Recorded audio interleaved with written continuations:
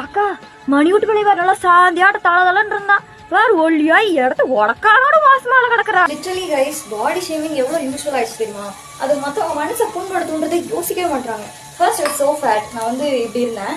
So நல்லா bus stand படிக்கும்போது கோழு இருந்தேன். எங்கள் அத்தை கொஞ்சம் ஃபேட்டாக இருப்பாங்க. அதனால அப்போ வந்து என்ன சொன்னாங்கன்னா, உங்கள் அத்தையோட அறிவாட்டிருக்கு அவ்வளோ குண்டாயிட்டே போகிற, என்னத்துக்காக வருது, யார் கட்டிக்குவாங்க. இப்போ நான் இழைச்சிட்டேன் அண்ட் ஸ்லிப். இப்போ நான் இப்படி இருக்கேன். ஓகே, இப்போ இதை பார்த்துட்டு இப்படி இழைச்சி போயிட்டு யார் கட்டிக்குவா? யாராவது கட்டிக்கணுமா? அதுக்காக நான் பாடி மெயின்டைன் பண்ணுவா? இழைச்சாலும் குத்தம், இல்லை நான் இழைக்கனாலும் குத்தம்னா எனக்கு புரியல. என்னடா சொல்றீங்க? உங்களோட எக்ஸ்பெக்டேஷன் என்னடா? உங்களுக்கு வேணுங்கிற மாதிரி தான் நான் இருக்கணுமா? யாரை பார்த்தாலும் ஏதாவது ஒரு குறை சொல்றீங்க, இல்லை என்னை பார்த்தாலும் உங்களுக்கு எப்படி இருக்குன்னு எனக்கு புரியல. அதை கேட்டுட்டு எங்க அம்மாவும் வந்துட்டு எல்லாரும் இப்படி சொல்றாங்க பாரு, கொஞ்சமாவது குண்டாவு, சாப்பிடு, யாரு கல்யாணம் பண்ணிக்குவா, அப்படி இப்படின்றாங்க.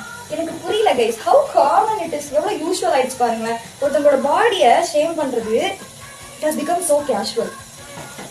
இஷ்டத்துக்கு யாரை பார்த்தாலும் ஏதாவது சொல்லிடணும். அந்த ஆன்டிக்கெல்லாம் கண்ணே ஒழுங்கா தெரியாது. நீ இழைச்சிட்டியா, துரும்பாயிட்டியா, கரும்பாயிட்டியான்ட்டு 1000 கேள்வி. இவங்களுக்குலாம் யாரையாவது ஏதாவது ஒரு விதத்துல